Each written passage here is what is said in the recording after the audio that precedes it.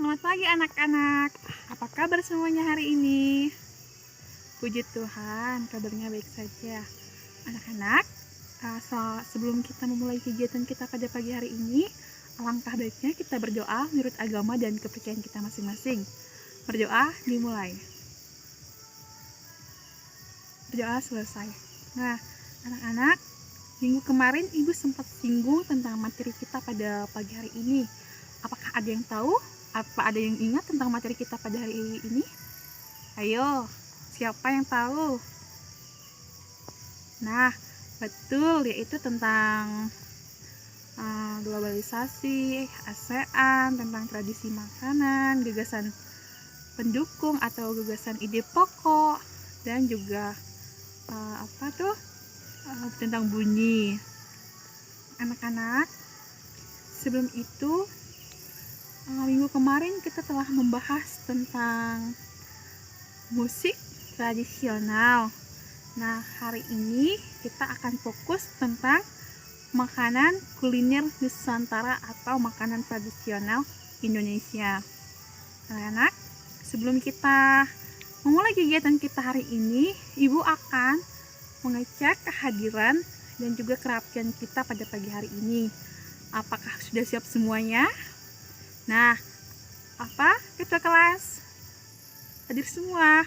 Oh iya, terima kasih buat ketua kelas. Anak-anak, terima kasih buat kalian semuanya karena hari ini kalian semangat dan tetap berusaha untuk menjaga kesopanan kalian dan demi masa depan kita juga. Anak-anak, sebelum kita memulai pelajaran, Ibu akan memberikan kalian tentang diskusi, yaitu diskusi kelas mengamati gambar yang telah Ibu sediakan. Ibu kasih waktu 15 menit ya. Anak-anak, bagaimana? Apakah ada yang ingin membantu menerangkan? Anak-anak, hari ini Ibu akan menceritakan tentang seorang ibu yang pembuat dodol, yaitu makanan tradisional dari Betawi yang akan Ibu ceritakan kepada kalian. Nah, selesai Ibu menjelaskan, Ibu akan meminta kalian menyimak dengan teliti, kemudian menemukan gagasan pokok pendukung setiap paragraf ya. Nah, anak-anak, dodol Betawi Mak Saimah sebentar lagi Kota Jakarta akan berulang tahun. Seperti tahun-tahun sebelumnya, Mak Salmah menerima banyak pesanan. Mak Salmah adalah pembuat dodol tradisional Betawi di kampungnya. Biasanya, ketika menyambut ulang tahun Kota Jakarta, banyak pertokoan yang mengadakan festival Betawi. Makanan Betawi menjadi jajanan di festival. Kerak telur, bir pletok, dan dodol Betawi menjadi primadona makanan dalam menjemput Dirgahayu Jakarta. Sudah sejak seminggu yang lalu, Mak Salmah bekerja keras. Ia dan beberapa ibu-ibu tetangganya membuat adonan dodol. Ketan, gula merah, gula pasir, dan santan dicampur menjadi satu. Membuat dodol Betawi membutuhkan kerjasama. Tidak hanya perempuan, laki-laki pun juga terlibat dalam pembuatannya. Biasanya, Mak Salmah dan ibu-ibu menyiapkan bahan, memarut kelapa, dan menumbuk beras ketan. Adonannya dituangkan di kawah, lalu diaduk hingga kental. Proses mengaduk ini dilakukan terus-menerus selama 8-12 jam. Pembuatannya memang berat dan lama. Oleh karena itu, pembuatan dodol Betawi membutuhkan kerjasama untuk memenuhi pesanannya. Mak Salmah selalu melibatkan tetangganya. Mak Salmah ingin rezeki yang diperolehnya dari dodol Betawi tidak dirasakannya sendiri. Mak Salmah juga ingin dodol Betawi selalu dikenal. Ia ingin warga di sekitarnya juga ikut melestarikan makanan tradisional milik kampungnya sendiri. Dodol Betawi belum. Mak Salmah ikut melestarikan budaya, memupuk kerjasama, serta menjalin keakraban antar warga. Nah, anak-anak, Ibu telah menceritakan tentang dodol Bu Salma. Jadi dari cerita itu apakah ada gagasan pokok atau gagasan pendukung? Jadi saya meminta kalian untuk menentukan gagasan pokok dan juga gagasan pendukung. Nah, tadi kan Ibu sudah udah menyuruh kalian untuk menentukan. Silakan dikumpulkan ya anak-anak. Anak-anak, apakah hari ini ada yang ingin membantu Ibu tentang kegiatan kita pada hari ini, pelajaran kita hari ini? Nah, baiklah, kita akan lanjut ke tahap selanjutnya. Anak-anak, setelah kalian mendengar cerita tentang dodol tadi, apa yang kalian pikirkan tentang dodol tadi? Kenapa Bu Salma harus berbagi dengan orang lain? Kenapa Bu Salma harus bekerja sama dengan tetangga?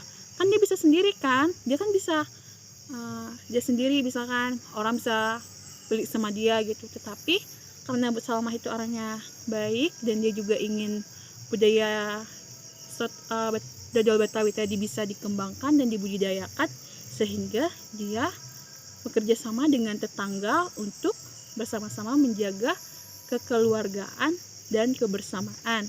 Itulah indahnya kebersamaan. Anak-anak, siapa di sini yang tahu tentang keragaman makanan Nusantara atau tradisional daerah masing-masing? Ayo, ada yang tahu? Nah, jika ada yang belum tahu, Ibu akan memberikan kalian tugas, yaitu mencari makanan Nusantara dan tuliskan juga daerahnya ya, nama dan daerahnya. Selesai itu, kalian juga harus menuliskan identitas bangsa Indonesia juga. Anak-anak, siapa yang mengetahui jenis makanan tradisional yang dimiliki bangsa Indonesia dan dari mana asalnya? Siswa mencari kalian, Ibu minta untuk mencari informasi terkait dengan beberapa jenis makanan tradisional yang ada di buku guru yang telah buku siswa yang telah Ibu berikan kepada kalian.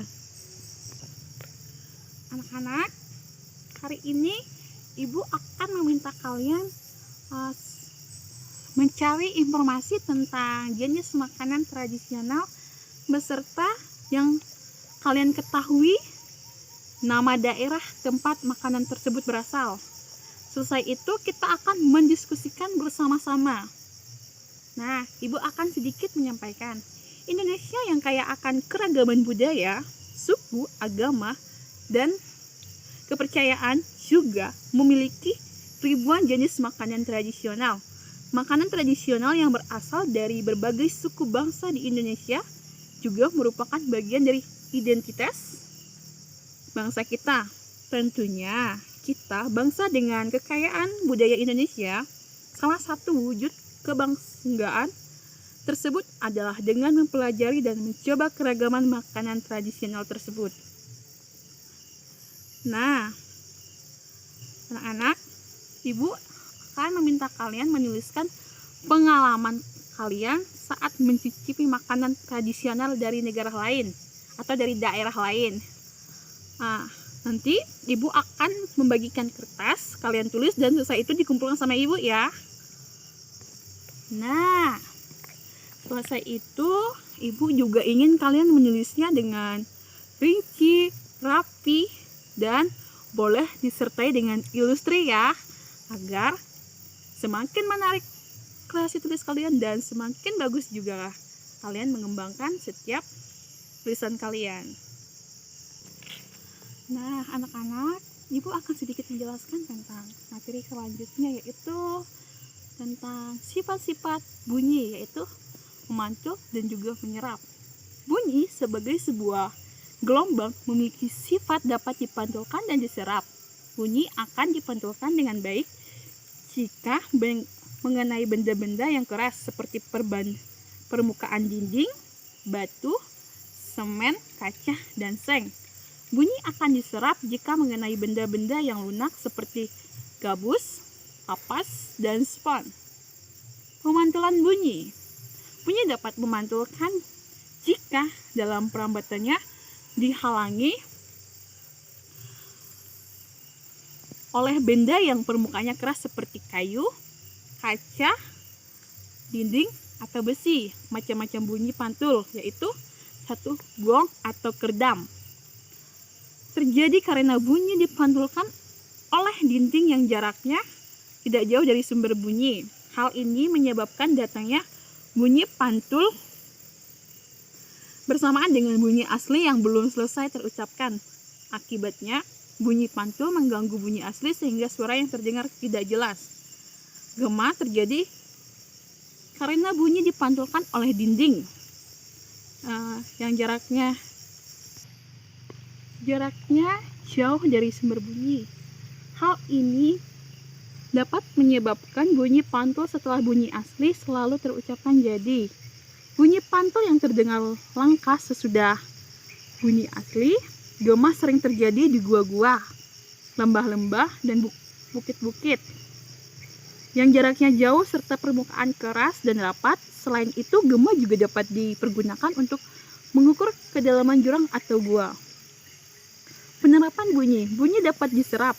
Benda-benda yang dapat menyerap bunyi adalah benda yang permukaannya lunak. Benda yang demikian disebut peredam bunyi. Misalnya karpet goni, kertas, kain busa, dan wol. Benda juga dapat digunakan untuk mencegah terjadinya gaung atau terdam. Dinding dan langit-langit, gedung pertemuan, studio rekaman, dan gedung bioskop dengan bahan-bahan itu supaya tidak terjadi gaung atau kerdam, seperti tebing, tengah hutan, tepi laut, gedung bioskop. Nah, Ibu ingatkan sekali lagi tentang pada pembelajaran sebelumnya kita telah membahas tentang sifat lambat bunyi. Ibu ingin bertanya, apakah bunyi memiliki sifat-sifat yang lain? Anak-anak, hari ini Ibu akan membagi 5 orang satu kelompok. Kita bagi jadi 5 kelompok ya. Jadi jumlahnya sekarang kan 25 siswa ya. Jadi satu kelompok dibagi 5 orang.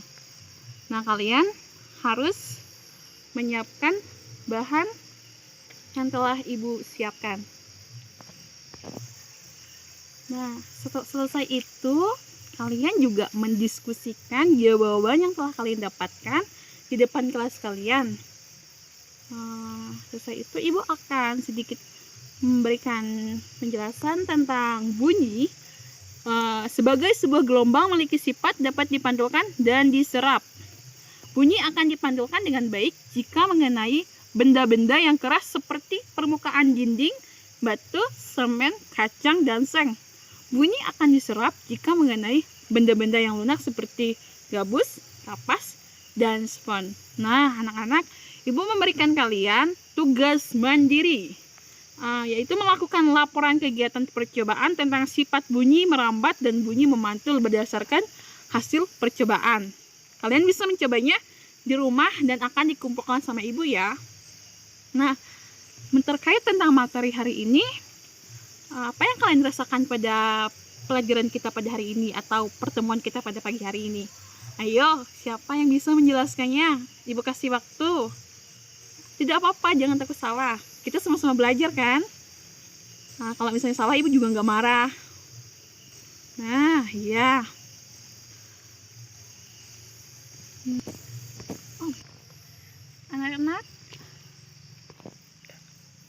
Anak-anak, apakah ada yang ingin menyimpulkan tentang kegiatan kita pada pagi hari ini? Ya, jika ada yang tidak ingin bertanya, maka kita akan akhiri. Anak-anak, sebelum kita mengakhiri kegiatan kita pada siang hari ini, alangkah baiknya kita berdoa menurut agama dan kepercayaan kita masing-masing agar perjalanan kita sampai dengan selamat ya. Nah, berdoa dimulai. Doa selesai. Sekian dan terima kasih. Selamat siang.